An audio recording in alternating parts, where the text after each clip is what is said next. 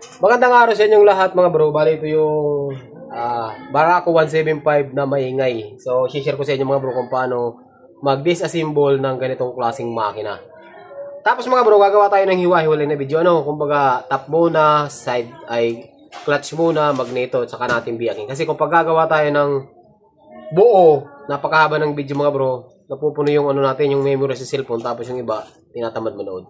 So ayan, bago natin umpisan yung ating video, yung mga bago pala sa ating channel, huwag niyong kalimutan mag-subscribe and hit the notification bell para po palagi kayong updated tuwing mag-upload po tayo ng mga panibagong tutorials. Tara!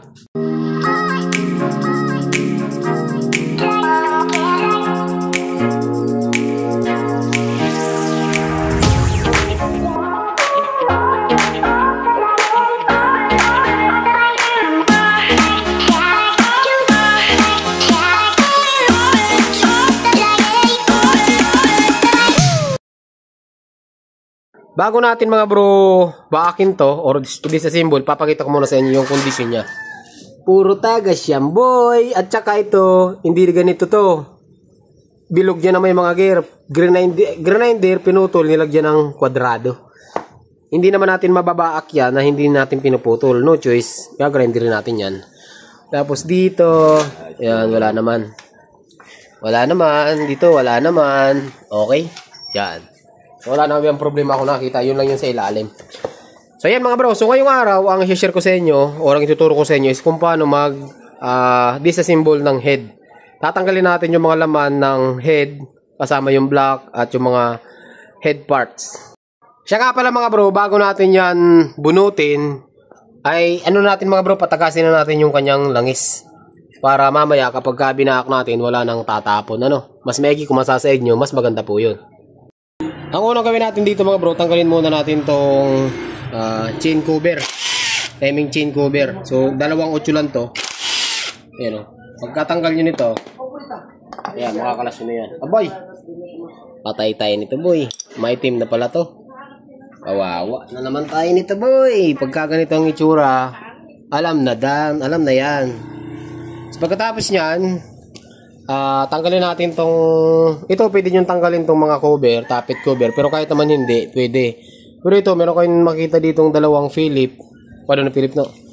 Ayan, dalawang Philip, kailangan nyo tanggalin yan kasi nandyan po yung 12mm. Okay? Ito, gamit lang kayo ng alin dito mga bro.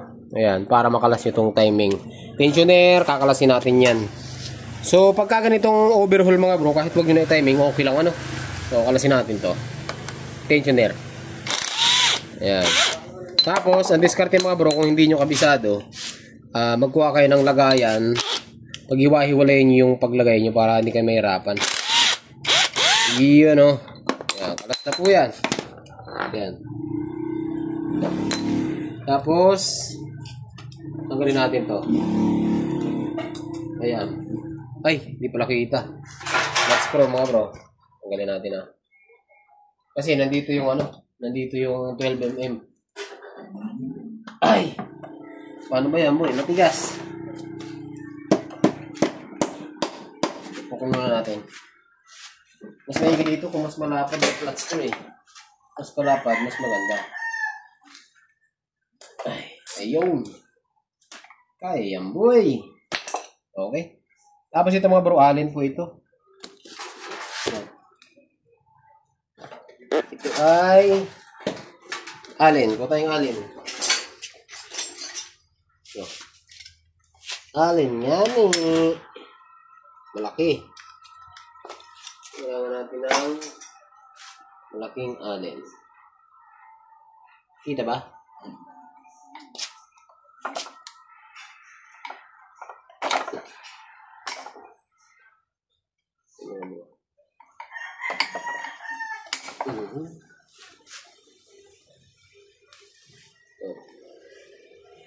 Grabe putik na. Yan. Tanggal na yung dalawang alin. Tapos mga bro, makakalas nyo na rin po ito. Yun, yung tensioner, tanggal na rin. Grabe talo tayo nito sa linis. Kung maglilinis. Tapos, ito mga bro, makakalas nyo na to. Medyo masikip lang. Ayun o. Ayun o. Yun. Wala, di ba? Iluwag nyo lang. Yan. Yung kalas. Tanggal na. Malambot na yung ano natin mga bro. Ito yung decompression. Okay. Pagkatapos nyan, yung timing chain, baba na natin. Okay lang yun naman yan. Tapos, ito mga bro, meron tayong 8mm dito. Lapit sa inyo ha. O, lapit natin. Yan. Ito, dalawa. Tanggalin natin yan.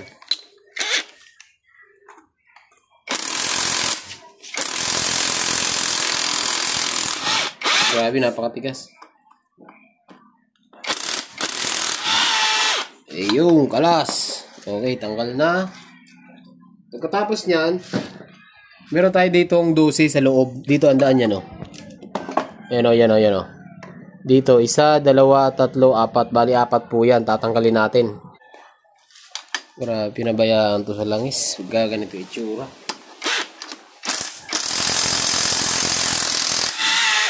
Kalas. Kalas. Kalas. Kalas. Okay, kalas na mga bro ha. 4 po ito.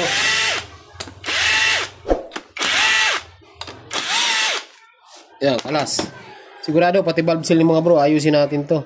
Ganito kahaba yung stud bolt ng barako. Tanggalin natin. Yan, kalas.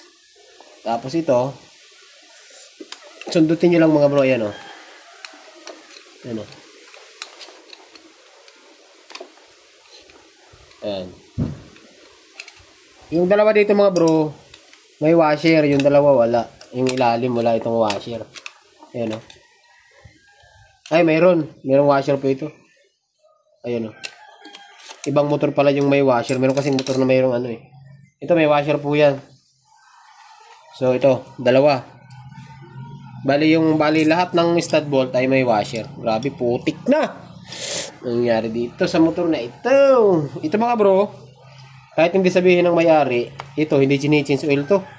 Bantu-bantu lang ginagawa dito siguro. Ito, dito tayo matatalo pag naglinisan na tayo. Talo tayo dito sa linis. Nice. Tapos, pagka kalas nyo na lahat mga bro, lahat na po yan, pwede nyo na pong sungkitin yan. Ayan o. Ayan. Dahan-dahan lang. Or, gamit yung rubber mallet. Kabila. Ay! Patay, may nakalimutan tayo mga bro. Tatanggalin pala natin to. Yung oil passage natin, ano? Nakalimutan ko sabihin sa inyo kasi nakakabit po yan sa head. So, doon tayo sa kabila. Ito yung mga bro sinasabi ko sa inyo. Ito po yung oil passage. Nasa labas kasi ang passage ng barako. Parang Fury. So, dito, gamit yun ng 10mm.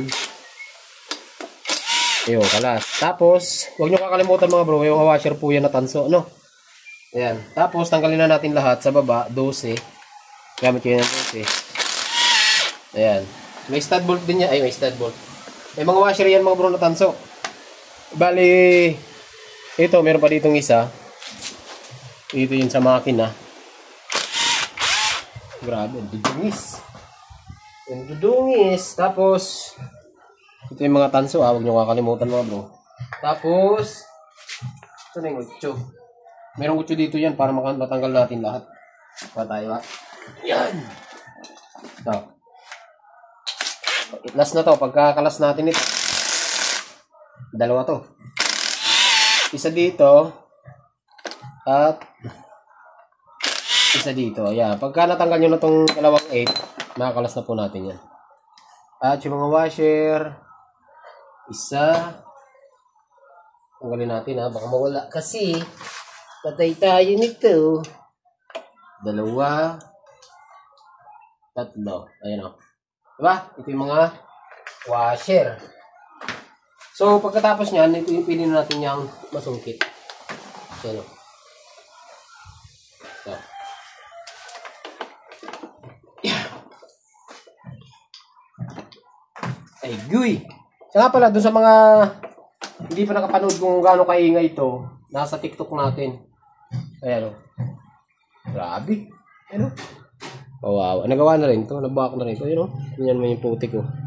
Isus! Talo tayo sa linis nito, boy. Ito mga bro. Ito. Nawarak mo yung chain guide oh. Wasak na. Palitan na natin to. Lahat. Pati chain guide. Papalitan natin to ng bago. Ito pwede natin tong okay. Wala na rin naman ditong maharang. Yan. Yan. Okay. Bunot.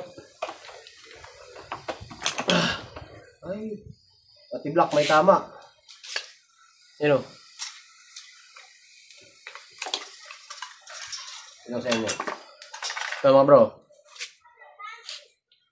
Kita ba? Tama yan. Tama yan. Kabilaan may tama. Okay? So, yung piece, ito mga bro, naputol. Nawasak na. Ba, ito kasi mga bro, mahuna talaga itong chain guide. Lagi napuputol po itong chain guide. Timing chain, palit na rin to. Block, palit na rin. Tikom na yung kanyang, yung oil ring, tsaka yung expander ring, tikom na siya. So, kalasin natin yung ano. Ito mga bro, kalasin natin yung pin dito ah. Pakita natin yung pin. May pin lock dito yan mga bro, yan. Ito. Para mahugot nyo yung piston, tatanggalin nyo to. Pag natanggal nyo na, dito kayo magsusungkit sa kabila. Matibay talagang barako. Tingnan yung itsura nito. Mawawasak na halos. Buhay pa rin. Pinabayaan silang isto. Ito yung ano. Alas na. Alas na.